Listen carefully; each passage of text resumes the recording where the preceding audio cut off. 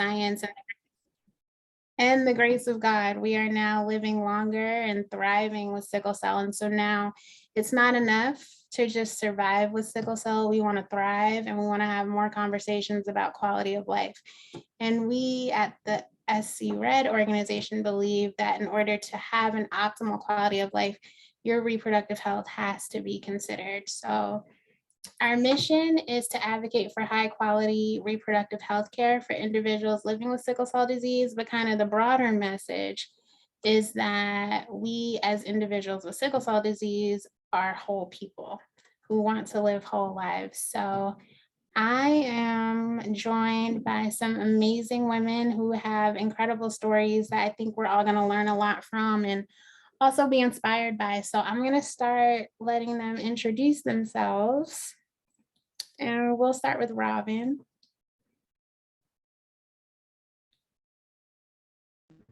Okay. Hi, everybody. My name is Robin. Let's see. I'm 27. I live in California. I run a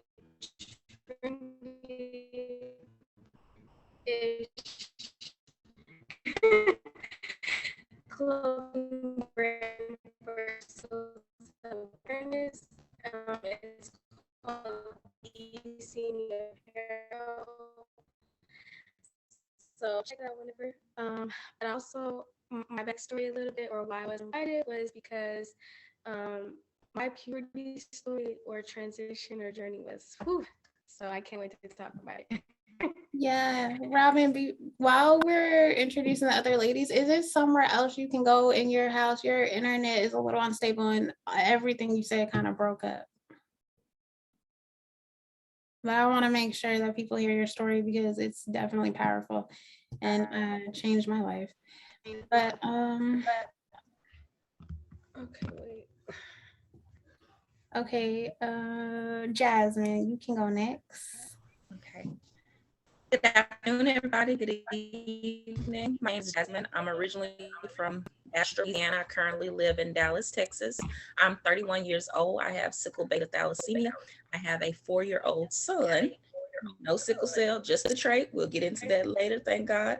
I currently substitute teach and do contract work for schools in Dallas ISD. I have an undergrad in psychology and in occupational therapy. So I'm sure we'll talk about a whole lot later on, but that's kind of just the gist of who I am. Perfect. Camille.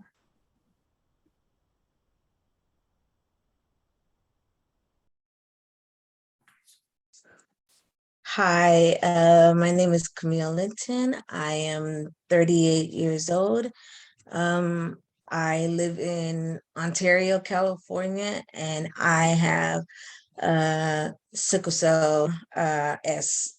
I'm a certified medical assistant and currently work with Optum Medical Group. And what else do you want to know? That's good for now because we're going to get into all the other stuff later. Okay. Alexis and then Courtney. Okay. Hi, everyone. I'm Alexis Lott. I'm 33 years old. I'm currently in Columbus, Georgia. But I say by way of Atlanta because all of my healthcare, all that stuff is managed in Atlanta at Grady. So Columbus is about an hour and 30 minutes outside of Atlanta. But anyway, I am a marketing consultant, have 2 degrees to help in marketing and communications, and then my master's is in nonprofit management. So I help a lot of small business owners with marketing, social media, and also nonprofits. And then on the other side of the hat, I do coaching for women and women's ministry. So that's what I do. Right. And you also help SC Red. We're one of the nonprofits that she does marketing for. So we're really grateful. Okay, Court. Hi, my name is Courtney Sanders. I am 28 years old. I reside in Florida, closer to Orlando area. I have SS, sickle cell. I am an LPN that bridged over to get my RN. And I have been studying medicine ever since and want to go back to school for my NP. Awesome. So one of the reasons that I love platforms like this is because it really gives us an opportunity to talk about reproductive health across the lifespan. Because when I started this organization, when people heard reproductive health, they automatically thought fertility. But and honestly, that's kind of how I got passionate about reproductive health because of my struggles with fertility or lack thereof. And but it's thanks to my co-founders, Dr. Kim Smith Whitley and Dr. Lydia Pecker, that I really realized that reproductive health is so much more than fertility. And it goes all the way from puberty to menopause. And there's things that the guys go through, but we're not here to talk about them today. We're just gonna make this about girls. So let's take this lifespan approach. And Robin, I really want to hear from you because you started in your intro to talk about puberty. And I think that when we hear about adults living with sickle cell, you hear a lot about depression and isolation. But what people don't often consider is that that isolation can start early when you're in that locker room and don't look like everybody else there. So, Robin, we were on a call together and you had a lot to say about it. And it was really powerful. So, I'm not even going to prompt you. I just want you to take it. Okay. Can everybody hear me? Okay. So like I said, I'm 27. I'm sure I don't look like it. Like I've had people tell me, "Oh my gosh, I thought you were in high school." I still get carded to this day. So I'll give you guys some backstory. Um, I think my like where I started to question myself and like why I wasn't maybe developing faster, or that time frame, I feel like for me started in middle school because I was very, very flat chested, like just nothing, just very childlike, very, and not to mention I'm 4'11", so, and I didn't grow any more than that, for whatever reason, even throughout high school.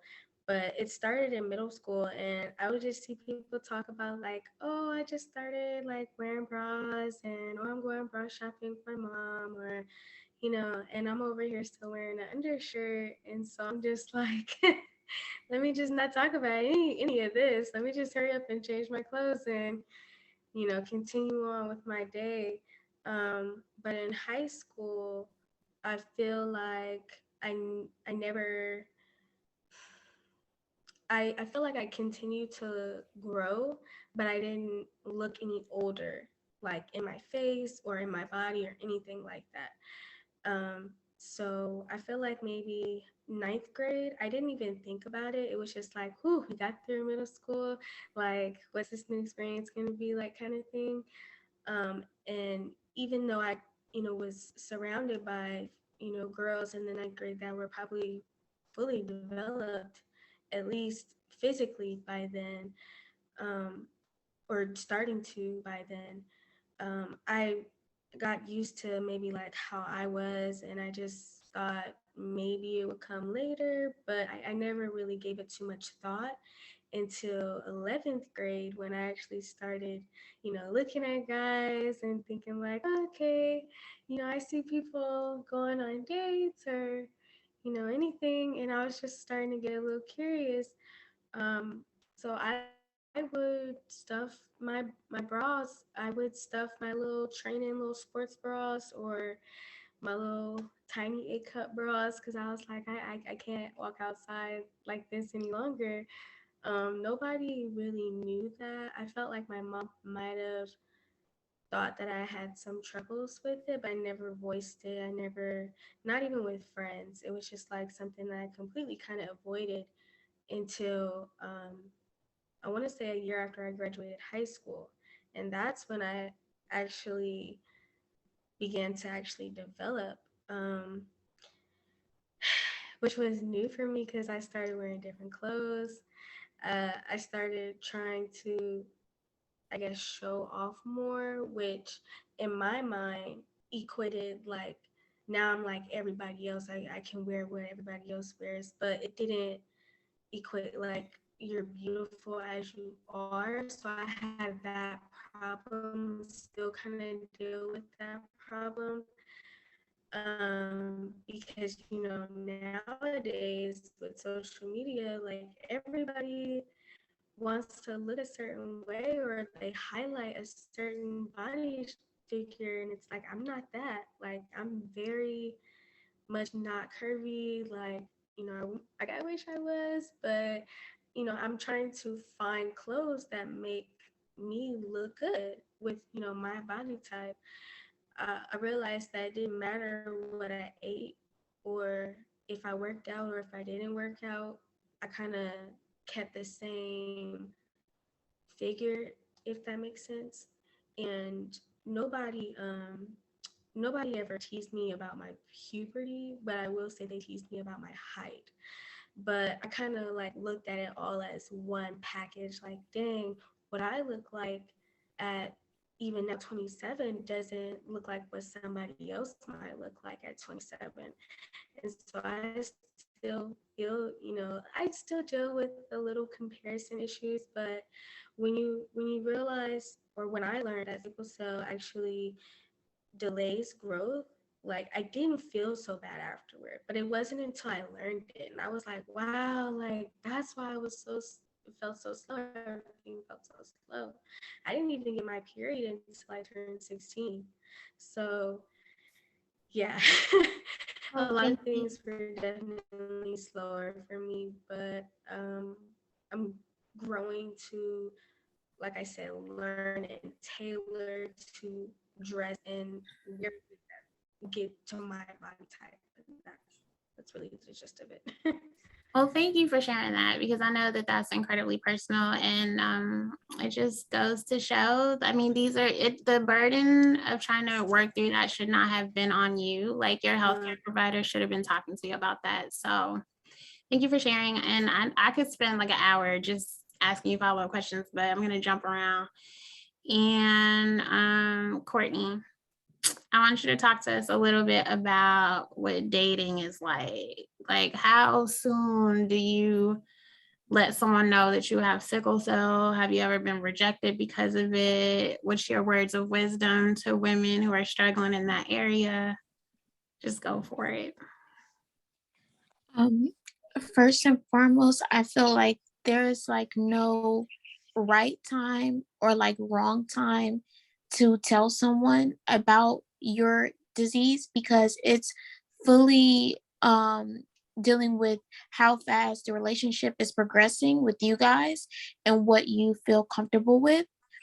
I know for me, like my relationship with my fiance progressed really quickly in the beginning, and I just felt a safe space to tell him, and that's why I told him. The minute that I did tell him, he immediately took his time and used his words carefully. When he responded, he researched my disease, got to know more about it, and immediately was like, how can I help you? What can I do? And that's sort of like been his role throughout everything since. And I really feel like the right person, it doesn't matter when you tell them, how fast you tell them, because they're going to accept you no matter what. Because at the end of the day, they want you for you and not for anything else. So I know it is a struggle, and I know I hear stories all the time where I've told this person and they have treated me a certain way, and sometimes it just goes to show that that may not be the person for you, because at the end of the day, there's so many other diseases out here and people are still having relationships and really prosperous relationships with people. So it's not the disease that can be heavy. If it's the right person for you, it will never be too much, you'll never be too little, and you will never feel that way. I've never felt that my disease has been like a barrier in my relationship, and I'm really grateful for it. But I can tell you that I never really told my exes about my disease, just because I never felt safe and secure to actually open up and actually have that conversation, or have that space. So when you do find the person that you're like, hey, this person makes me feel safe, this person makes me feel cared for, they're listening, they're patient, it'll create that open dialogue for you to be able to discuss that. And it won't feel forced. It won't feel rushed. It won't feel anything. It'll literally feel like this person is literally my person. They're listening to me and trying to understand what I go through.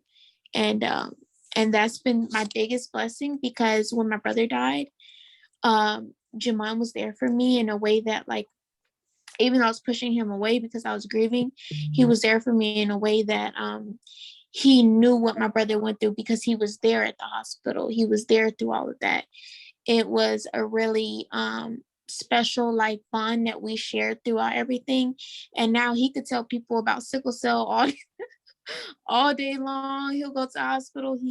He knows about it. And yeah, so I just think that if once you find your person, like, it'll come naturally. You won't think about, oh, I need to tell him in 3 weeks. I need to tell him this time. I need to tell him in that, because ultimately it is your it's your choice what you share and what you don't.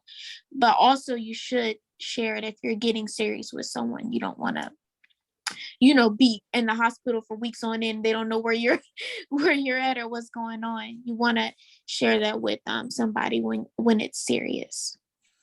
Okay, you dropped a lot of gems, and we all want to send you a collective congratulations on your engagement. We're so happy for you. Okay, Rae, I'm gonna turn it over to you so we can talk about sex. So y'all know me, I like to talk. And so it is so hard not to respond, because you all are saying such good things. And I can only imagine audience members and others who are going to watch this episode later that are going to have some of these same questions. But for the sake of time, one thing I want to remind everyone is, please put your questions in the Q&A box and not in the chat box, because they will get lost somewhere and I won't be able to keep up. Q&A box. But so, dating, and you were talking about how sharing with your partner, and when that is your person, it really becomes easier to do. And it's not that it is absent of the stress or wondering how it might land, but you do it and you recognize that this is the right person for me and I'm the right person for them. And then you enter into this relationship. And for some, they will enter into a marriage first, and for others, they may enter into a sexual relationship first, and whatever you feel is right for you is what you feel is right for you.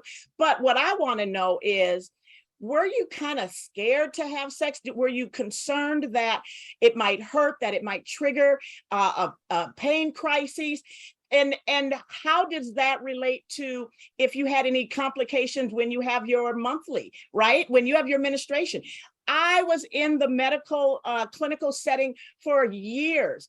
And because I was in the pediatric setting, there just wasn't the same amount of conversation around menstruation and around all of those issues that young ladies are going through. And then you add on it, well, now I'm in pain while I'm in it. Well, what if that's not related? Or, they really try to steer it in another direction. But then after a few months, and for some a few years, you realize, no, this is what happens every time I have my monthly. Did anyone have pain when they started having their menstruation, and what do you do about it? And then let's talk about sex, baby. Camille, I see you shaking your head. Tell me about when you first started your menstruation and how it's evolved over time and how it impacts your sickle cell. So I started my menstruation at the age of 11. And at first, I wasn't putting 2 and 2 together. It was actually my father that was putting it together, and I would go into the worst crisis, either a day or two or the day of my cycle starting. And I would be in the hospital for 2, sometimes 3 weeks at a time. And this was almost every single month. And after a couple of years, when, we started writing it down, he started writing it down and keeping track of it. We brought it up to my doctor, and I was put on Depo-Provera, and I was taking that every month. And probably about five years in, they changed it to every 3 months. And I took Depo-Provera up until maybe 3 years ago. I stopped. And the worst thing was that I was never told that Depo could make you infertile. You know, so when I started dating my partner now, who I've been together with for 6 years, and he came home and we started trying, I realized, it was actually in school, I actually realized that, oh my God, I've been on Depo for about 25 years. And now, I was told that, I won't be able to conceive after being on Depo for so long. Can I ask you how you learned that? but- Who told you? Who let you know that? How did you learn that news? Because that's tough. that I wouldn't be able to conceive. Right. And that it was related to the Depo. Well, I found it out that it was related to the Depo through school, when I was taking my medical assistant classes. But it was the OBGYN that I never saw a OBGYN up until, because like, as far as like getting pap smears and things like that, it was so painful that I would get, whenever I needed a pap smear, it wasn't by the gynecologist or doctor. I actually had it done when I would be having some type of surgery. I would have to be put to sleep because it was so painful for me. So I never saw a gynecologist until maybe 2 years ago. And then when I started, talking to family members and stuff, finding out, where I should start, because a year, 6 months went by, a year went by, a year and a half went by, and nothing was happening. After not using any protection, I was like, okay, well, I need to go see the doctor. I need to find out what's going on. And she ended up telling me that I was actually premenopausal Okay. Wow. at 38. Right. I was like, wait a minute, the And numbers. it broke my heart. Yeah. Yes, It absolutely. definitely broke my heart. And now I'm kind of at a standstill because I don't know what to do. Like, I know that, there are people that you can still conceive, going through menopause, but when I brought it up to her, sorry, about, freezing my eggs or anything like that, it's like she pushes it away. Like, she doesn't want me to, ask questions about what I can do other than, adoption. And I'm sorry you're so going through that. That's why we're sorry. having this discussion, because Exactly.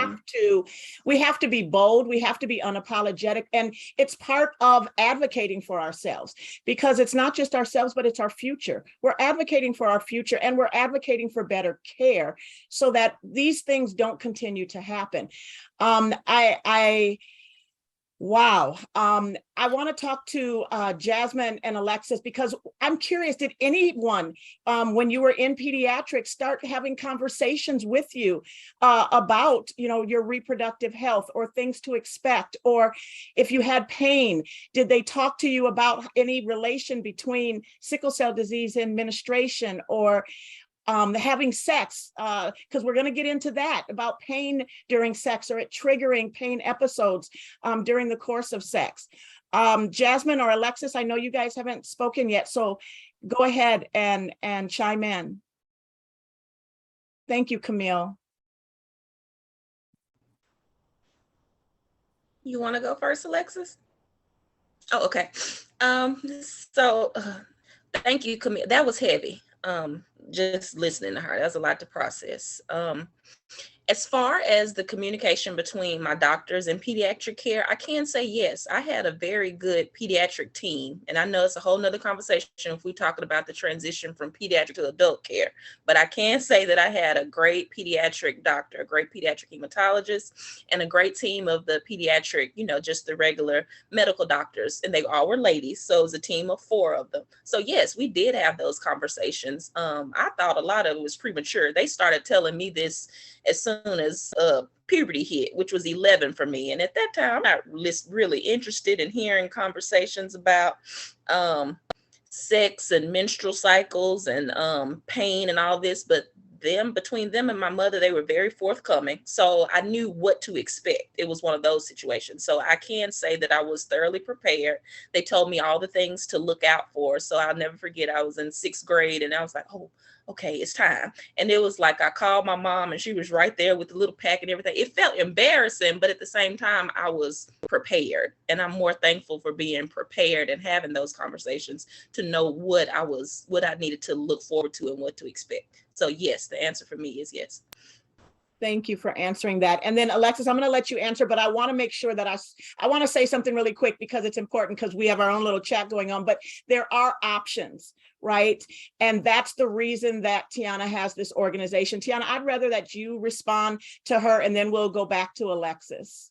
Yeah, I do want to kind of just speak into Camille because I own a piece of that, of having medical intervention that then they told you would not be able to conceive. And so, I mean, that's the whole inspiration behind SC Red. And I know what that does to a woman, but I do want you to call me because I don't have time to get into everything that we're doing, but we're working on this and we're very close. And you do have options. And that's to anyone out here listening who's struggling with conceiving a child, fertility, worried about it, whatever, call me because you have options and we're going to help you access those options. Thank you, Teonna. And again, thank you, Camille. Alexis, tell us about your journey from Peds, entering into that adolescent stage, and what was probably the biggest thing that shocked you that you might not have felt prepared for? Well, I'll say for me, the transition from Peds to being an adult, their whole sidebar conversation, I think for me, the ER emergency room process was the hardest for me. My doctors, primary care doctors, and to be honest with you, I have a very good mom. She kept me informed on puberty, understanding my body, knowing what was and what was happening. So I started at about 12. I'll say the biggest part though of my journey was becoming a married woman. I'm only 18 months in.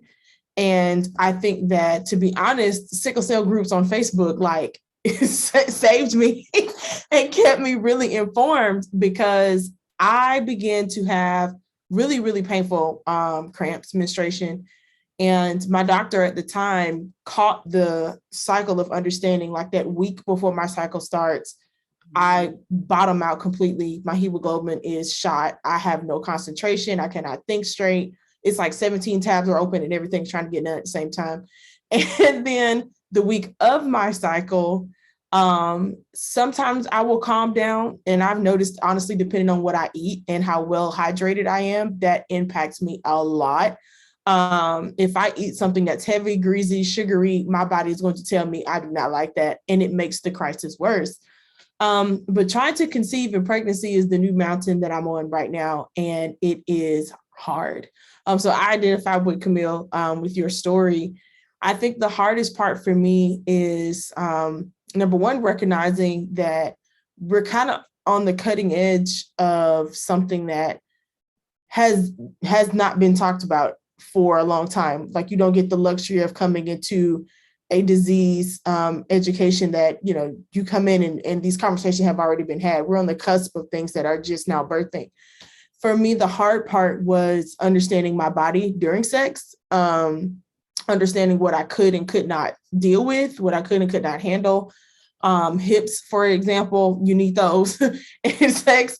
Being a sickle cell warrior and having painful hips and having issues in that area, your pelvic area, is tough. Understanding there are just certain positions I couldn't do. Understanding that pain medication beforehand is great, but if you let it settle too heavy, it knocks your blood drive off completely. So you've taken 2 hydrocodone and a Motrin 800, if your doctor even gives you that, and your sex drive completely changes within 30 minutes. So you have like a 30 to like 40-minute window before that bad boy kick in, where the whole mood is different because your body is now responding to the pain medication. Yes. And it cannot help your blood flow. So everything changes. Yeah. So having sickle cell disease and trying to manage your sex life, and then sometimes you risk it and you're like, I ain't gonna take no medicine this time. We're just gonna jump in and do it because we're married. And you have one of those moments, and then as soon as, you know, we're gonna be women here, as soon as you orgasm and your body pushes you to get to that place, it has spent all of its energy, and next thing you know, a crisis is coming like clockwork. It's like within 5 to 10 minutes, you feel like your body just do this. So it can be very, because crisis have sent me, sex has made me go into crisis after if I chosen to not take my medicine. So it can be, the best metaphor I can describe it is like a jump rope. You're playing double dutch, and you are trying to make sure that if I'm more hydrated today, more rested today, today's gonna be a good day. I can probably do without the meds. Maybe we can do the meds and maybe not. And so you and your partner, I think, have to cut through the shame, the embarrassment, and you have to speak up about what your body just can and can't handle. I love that you said that. First and foremost, the transparency that is in this room is so valuable. And I'm so grateful to each of you for openly sharing, because I know that there's people listening who are gaining some knowledge and understanding and don't feel as alone. So thank you so much for that. And, you know, and you're absolutely right. Like whether you are actively ready to have sex with your partner or not, if you're taking those pain meds, how is that affecting your blood flow? How is that affecting your mood? How is that affecting your hydration levels? All of those pieces that play a role. And so it's like you have to overthink about planning for sex, right? And that's very real. And how does that impact the mood? And, you know, you kind of want to be sporadic and, you know, it's hard to plan like tomorrow at 11 a.m. we're going to be ready, but, right. But what I'm curious is, you know, when you've talked about pain during menstruation, we've had that conversation, talked about pain during sex, particularly with certain positions that just may not work as well for you. When you go to your doctor, have you ever went to your doctor to talk about those? And I know that you said a little bit on it, Camille, where they were dismissive of challenges with reproduction. What about the pain crises? When you tell them that, it triggers pain for me. It triggers a crisis to the degree I have to take pain meds, and in some cases be in the hospital. What has your physician said? What has your team said when they've rejected that? Tell me a little bit about that, because I know for a fact that we have physicians on the line just as much as we have patients and warriors on the line and caregivers on the line. So we're going to put it all out there because we want to challenge everyone on the line to see this through the lens of you ladies who are living it. So who wants to answer that question? Someone on your medical team who didn't seem to embrace what you were saying. How did you handle that? Go ahead, Camille. I don't think I ever communicated with my doctor about, you know, all of that, to be honest with you. It was I noticed that, yes, I did go into a horrible crisis during intercourse that would send me to the ER afterwards.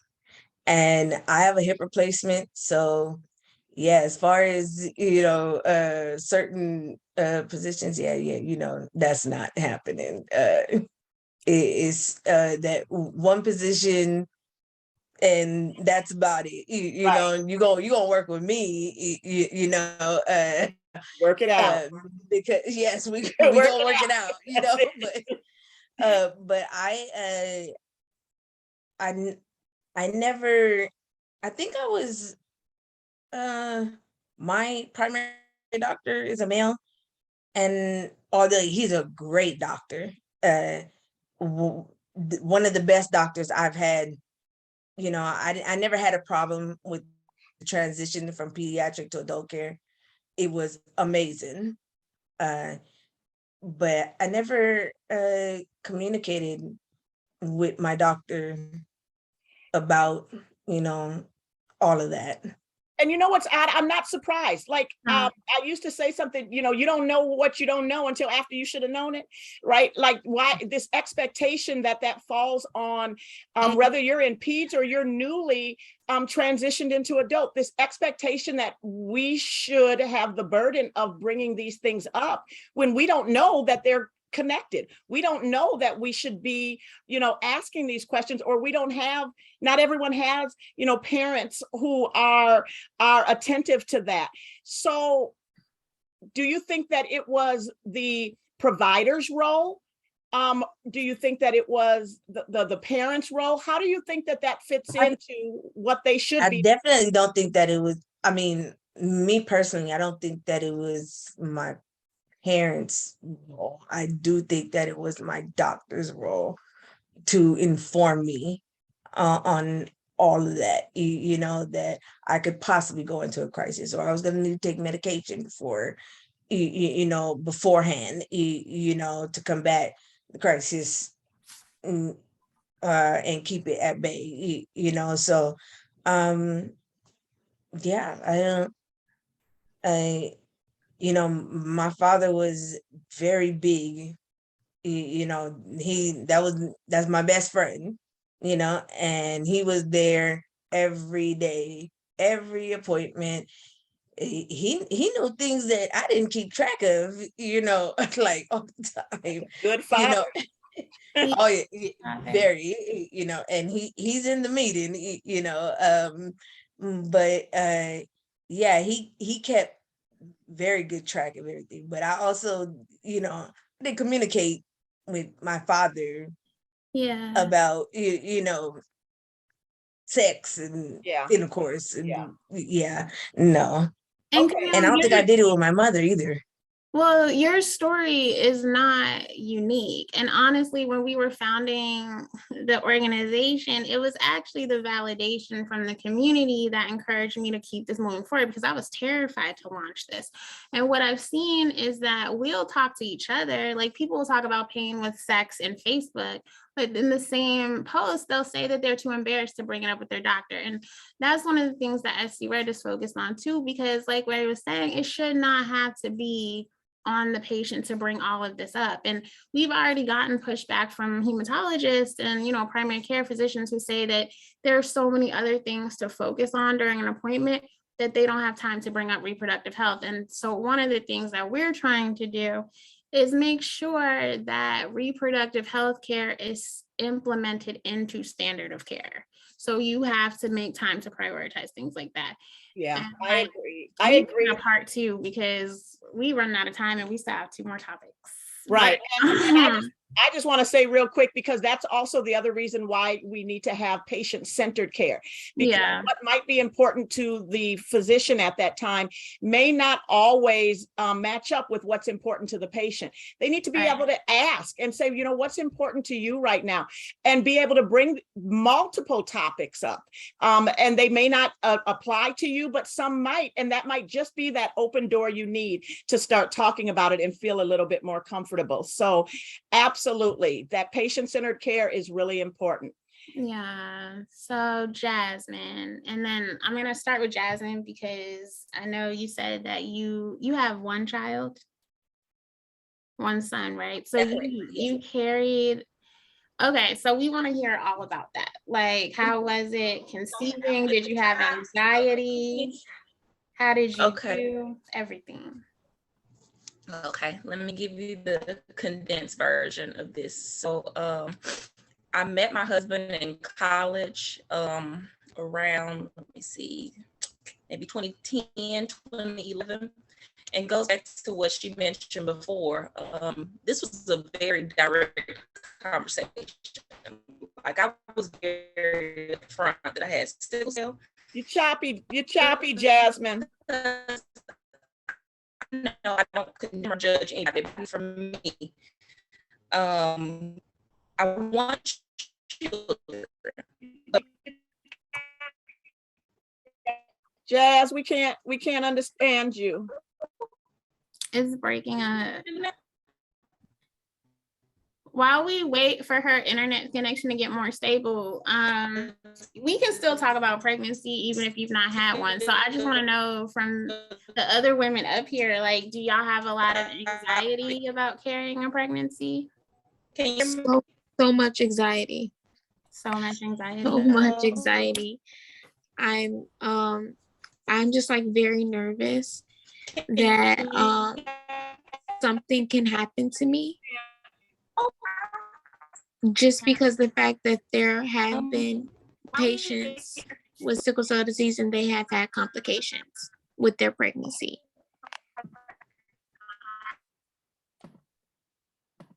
I don't think I have anxiety. Well, I think, before, these last like 5 years have been really good for me.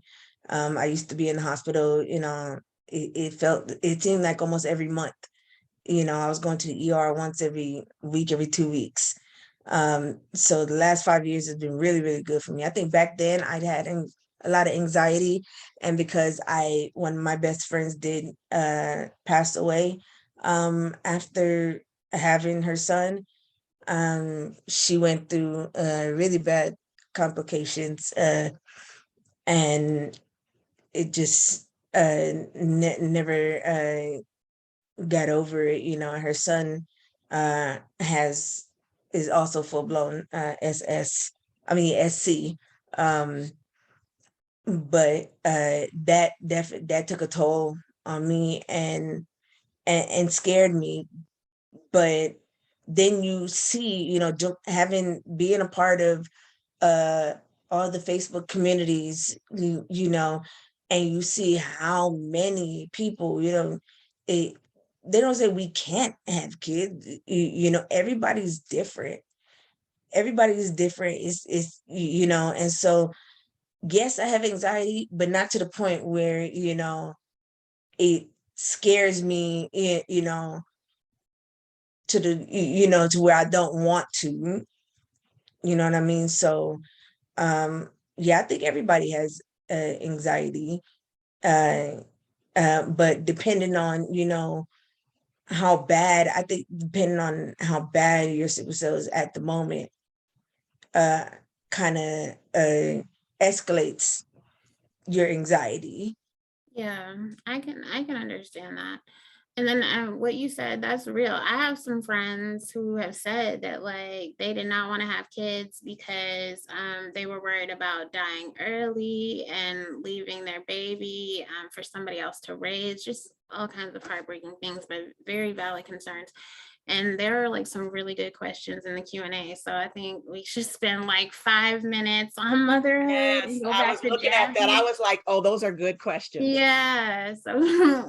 But I do want to ask really quickly, because for those who have had children or have been pregnant, did you have a high risk OBGYN doctor, or did you have a general OBGYN doctor? Did you feel that they had enough knowledge, whether it was sickle cell disease specifically or about high risk pregnancies, to really be able to meet you where you were and help walk you through the months to come? Jasmine, let's try to see if we can hear you. Can you hear me now? I think we can. Okay, yes, I did have a high risk OBGYN doctor, and I think that was just it was a given.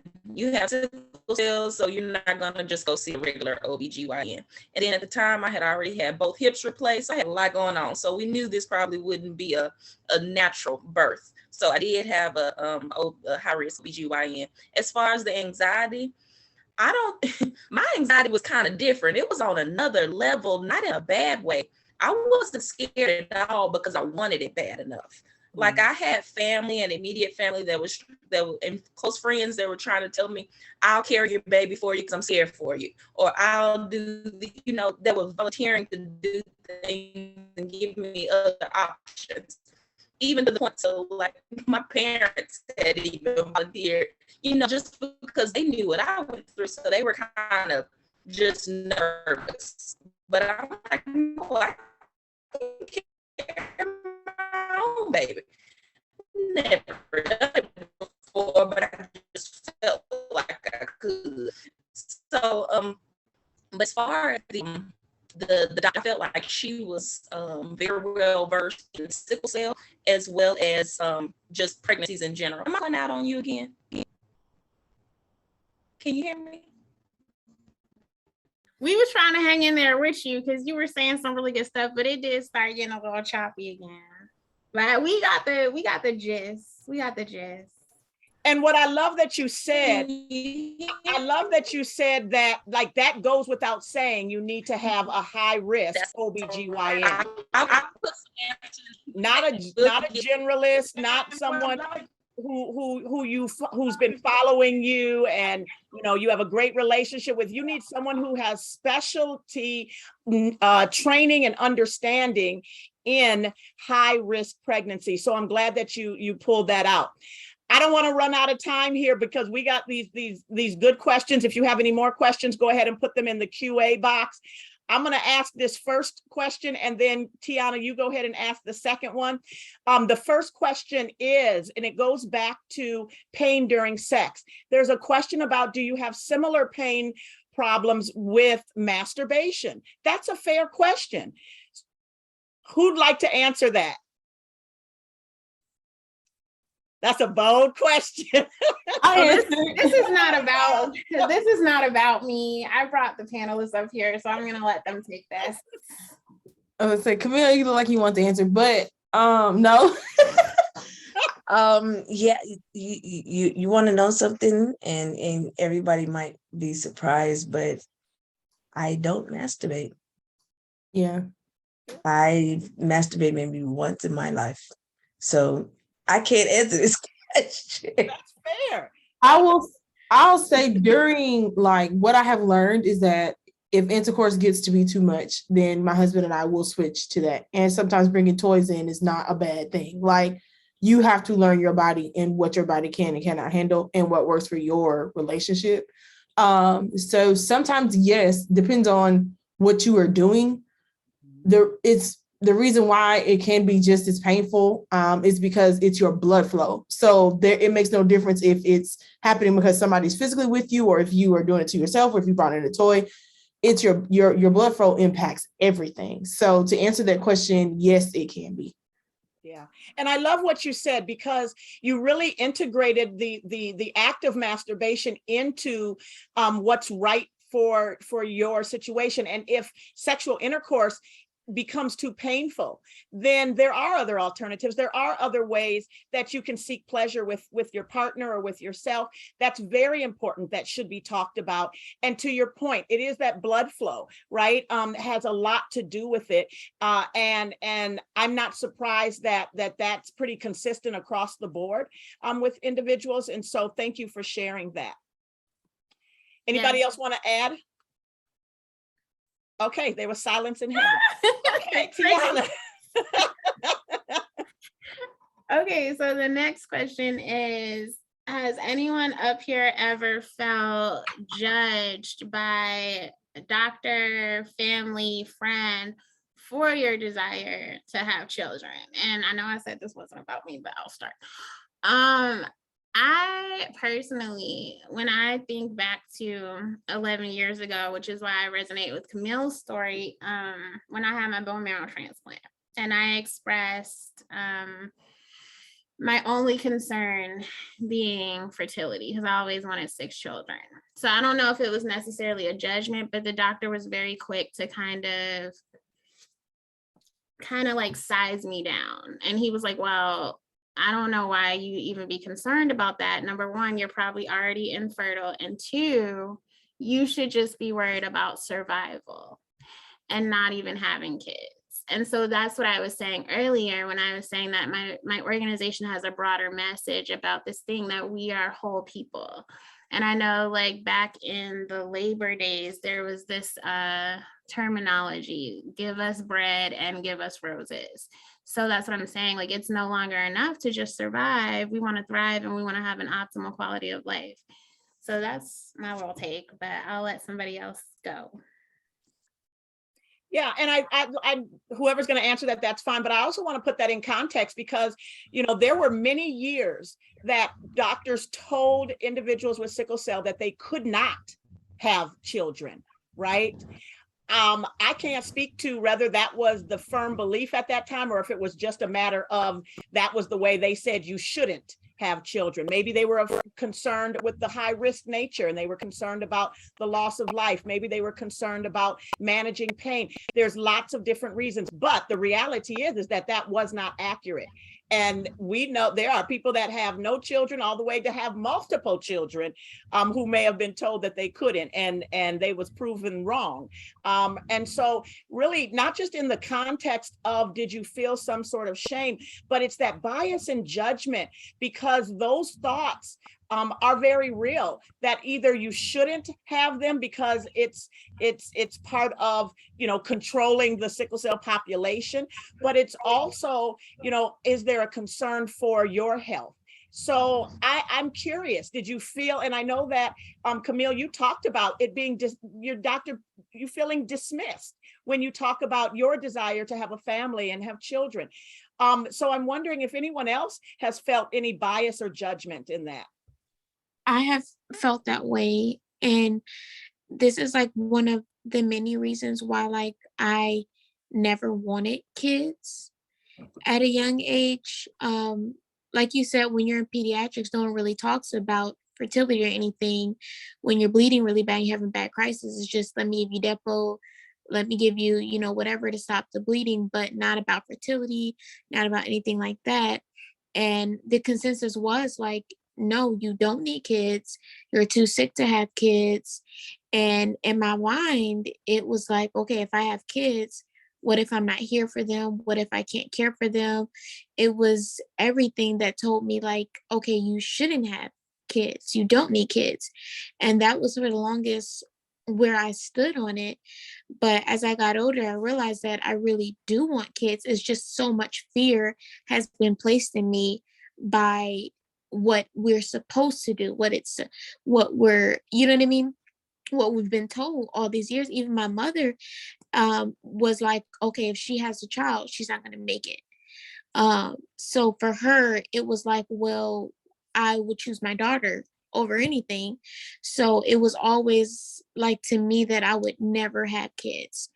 And that, so when people ask me sometimes, a couple years ago, like, do you want kids? Do you want kids? I would just say no, because I was thinking about everything else other than my desire as a woman and what I wanted. I'm really glad that you touched on that point about the fear that your mother had and how that probably impacted you and what you were saying. And I love something that Rae said on one of my caregiver fireside chats about having fears, but also working hard not to put them on her son. And that is when I started this organization, I did get a call from a couple of mothers who really thought that my whole goal with SC Red was to get every woman with sickle cell pregnant, and they were pissed at me. And their thing was like, I worked so hard to keep my child alive all these years, and now here you come telling her to have a baby. They were so upset.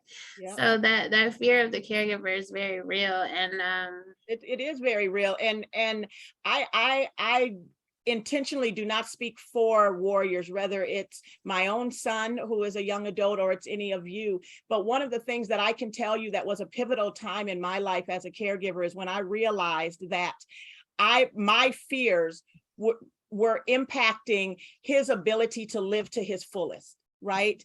And it wasn't that I would ever come out and tell him, but they were these inner fears that I would have that just came out in the way we would have conversations. And when I decided that, you know, basically, you know what, son, YOLO, you live once, live your best life. What if you like it, I love it.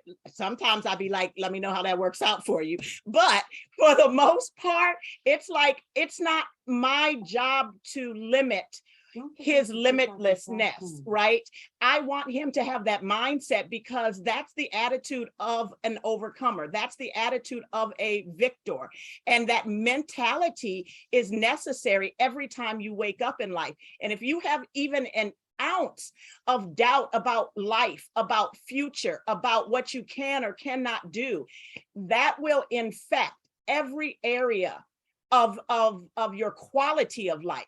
It may not take away your life, but it affects the quality of it. And it starts with parents. It starts with what type of environment are you being nurtured in, so that you can actually live your best life. Or does it feel limiting? Is it more all the things you can't do, shouldn't do, be careful doing? Or is it like, you know what, you go ahead and you go on, you have a good time. I'm gonna need you to drink some water before you take all them shots. But I cannot justify telling you not to live your life. So I just needed to add that for those who might be parents who are listening. And then we have one more question, and I know that we are rounding out the hour. Some people will have to go. I want to make sure that we allow everyone to get what they need to say out. But one of the questions that was asked, hey, it went away. Okay, but we talked about, can standard of care practices for sickle cell disease reproduction be part of OBGYN standards of care as well?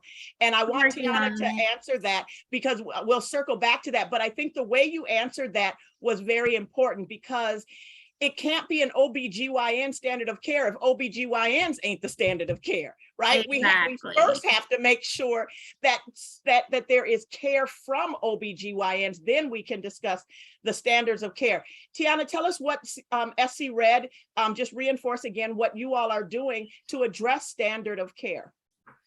Yeah, so we're going to be working with ASH, the CDC. We have all of these agencies reaching out to help them establish guidelines. But then we also have like master classes on the way with CME accreditation for the providers. And then the other important thing about that is it takes a multidisciplinary approach. So I'm not putting everything on the OBGYN. Like, I fully expect that OBGYN is going to communicate with your primary care, with your hematologist. And so that's what we're enforcing or trying to enforce. We have a lot of work ahead of us, but it definitely needs to be standard. I saw another question wanting to know if when you started your cycles, is that when you started having your pain crisis? Or did it start after? So I guess the question is, did your cycles bring on crisis? Or I also read the question to say, like, was this cataclysmic moment when you knew your baby was getting ready to start her menstruation, and suddenly that this bigger crisis or an unusual type crisis came as almost a precursor to kind of the onset of menses. So either way of answering that. Courtney? Yes, I can say that like I have had crisis like before I began menstruating, but absolutely when I began menstruating, my crises are 10 times worse. That's one thing that me and Aisha bonded over. And we had the same OBGYN, and that was when we put on Depo because our crisis would lead us in the hospital. We were not able to do our schoolwork a lot of that time. We were literally in a ball, just in so much pain. So I do feel like the menstruation did bring that on. Like even now, like I'm menstruating and I feel the hip pain. Like I was at work the other day and I was even, me and Teonna was just talking about it. It was hard for me to work. It was hard for me to stand up and do these 12-hour shifts and take care of people when my body is like screaming at me. So it definitely brings on crisis, very painful ones. Yeah. And what I've learned from my co-founders, Dr. Lydia Pecker and Dr. Kim Smith Whitley, and we're working on getting data out. We have international data, but It's all hormonal, because what's really fascinating is that a lot of women with sickle cell who go through menopause report to us that their pain crisis decrease. And so we do believe that it's a hormonal thing. And I also see the question about, does genotype have an impact on these reproductive health concerns? And yes. Yes. And I don't have enough data out yet, but it's on the way. But it genotype does matter. Right. And I think anytime we say that genotype matters, it doesn't mean that there can't be the one-offs. Exactly. Right. Because we never want to discount the experience of any particular person. Obviously, medicine looks for trends, and then they draw conclusions from those trends, but it doesn't mean that there aren't outliers. And so we still have to address sickle cell disease as a whole, and make sure that we are educating everyone. So whether it applies to them or not, let's not wait until it applies to them to have the conversation. But with that, I'd love to say this, because there are so many areas of sickle cell that still have yet to be studied, right? And to the point of, I can't remember who said it, who said, you go in, you talk about it, and they're like, oh, there's so many other things we need to be talking about. Well, this is the reason that we need a multidisciplinary team. Exactly. We need specialists in all of these different areas. We absolutely and enormously value the contribution of every hematologist, and they should really be at the core of our care. But they can't do it alone. They are not a specialist in OBGYN. They are not a specialist in lungs. They are not a specialist in organs and organ damage or transplant. And so if you have a team that is less likely to bring other people in, I encourage you to keep having conversations with them about, can we bring so-and-so on this team? Or can we have a team meeting with all of my different specialists? Because we have to make sure those communication lines stay open. And also, when we start doing more in-depth studies on these missed areas, my question is this, because we obviously need to do more clinical trials, right, on women's reproductive health, on menstruation, and the impact that has on sickle cell disease. My question is this: if that was something that was available, say 5 years ago, do you think that you would participate in a clinical trial that was on that topic? And has that changed in the last couple of years, where you feel more open to talk about it? Because we have these clinical trials, I say it all the time, we need to have a for us, by us, but we the us. And we have to show up because we're the us. And so we have to ensure that the very thing we're asking for, that we're ready to participate in as well. That's very true. Right. And so let's talk about that, and participation in clinical trials that would help further the understanding. Do you have hesitations about that? Or are you eager and saying, you know what, yep, and I'm gonna bring 5 friends with me? I don't usually participate in clinical trials when it comes to sickle cell. I've never participated in one, but for this topic, I think most definitely I would participate in a clinical trial. But also depending on what that clinical trial, was based upon. Right. Well, we're going to get your feedback on what you would want that to look like, because Dr. Lydia Pecker, that's what she does all day, every day, all night, every night. Yes. Is research. And she has a wish list of studies that she wants to conduct around reproductive health. So it's on the way. Well, I think this has been an incredible, incredible discussion. I'm so grateful to you all for speaking up and speaking loud and unashamedly. This is not an easy topic. No different if we were talking to the men about their issues. This is something that we know that you're doing from the heart. We know that it comes from your lived experience. We know that it comes from a good place of wanting to ensure that other people don't have to have some of the experiences that you have had. But it's also being able to share when you did have a good experience, when you do have a good team, because we want to inspire other doctors. We want to inspire other teams. And we want to inspire researchers, right? Because much like Dr. Pecker, we want to make sure that we can duplicate people like that, so that in every environment, in every state, and in every institution, that there is an eagerness to learn about those things that maybe has been deemed as not as important. But if you were to ask the community, it's extra important to us. We too want to have a family and feel fulfilled. We too may want to carry out a pregnancy. We too want to have a relationship and have beautiful, wonderful, exhilarating sex. Like, that's a thing. And there's nothing to be ashamed of. And we need to be able to say that out loud. And we need to help those who may feel a little bit reserved and uncomfortable to feel more comfortable. But then overall, we want the parents that are out there who are raising young girls to be able to have these conversations without the fear of the what ifs, but to be able to explore these options so that their child can live their fullest life to what matters to them, their quality of life, not our quality of life as a parent for them, though we always want something big and great. But what does quality of life mean for them? What's meaningful to them? And that's what we have to center around. So I thank you. You all asked some wonderful questions from the attendees. I appreciate that. In 24 to 48 hours, this session of Living Sickle Smart will be uploaded to our YouTube channel. I'm going to do a share screen just real quick as we close out the session, just so that we make sure you got all of the information that you need. I got too many windows up, y'all. I get lost.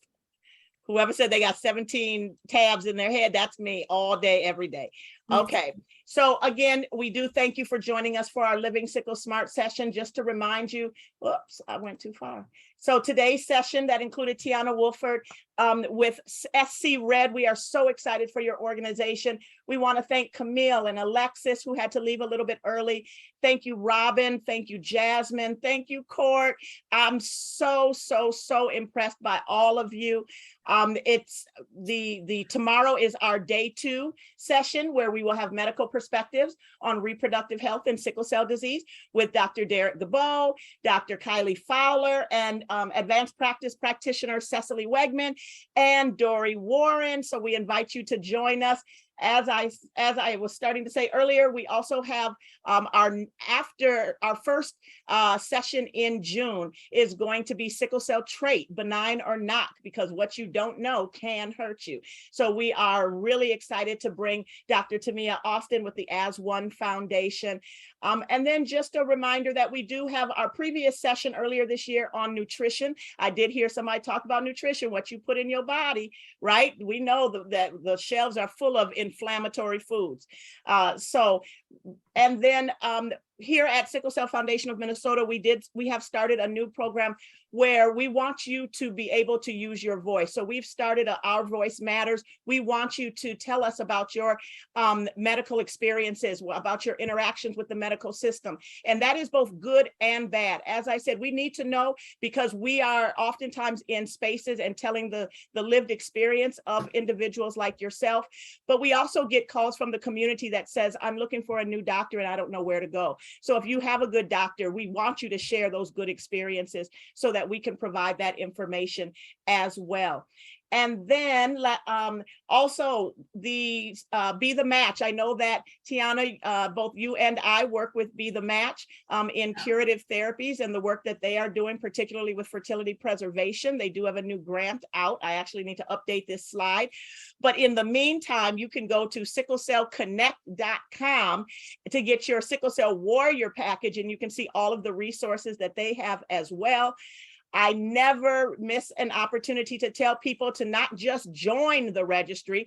We can't get the cure if it's not us, right? Those are the best matches, is us. So we need you to join the registry, encourage your friends and family to join the registry, particularly around diverse populations, which brings me back to, if you really want to lend a hand, lend an arm. We need blood that is constantly available to individuals with sickle cell disease. There's nothing worse than knowing you need a blood transfusion and having to wait extra hours and sometimes even days because the match that is right for you isn't there. And it's not worth taking a match that's less than the right thing for you. It limits you down the road. And so how do we keep blood on the shelves? We make sure that we have the diverse populations that match the blood needs of our community. So again, encourage friends and family. You can invite frenemies. I don't care. Their blood is okay too.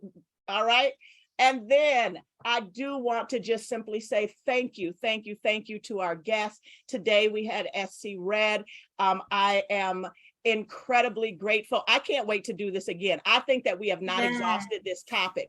I think that this needs to be an ongoing series, and we need to talk about. I know it's Women's Health Month, and we're gonna have Men's Health Month, but we need to talk about reproductive health in the community. Males, females, children, the older generation. We need to be having these conversations, and if they're not going to have them in the clinical setting, we're going to have them in the community, and we're going to bring it to them so that we can have those conversations so they know what's important to us.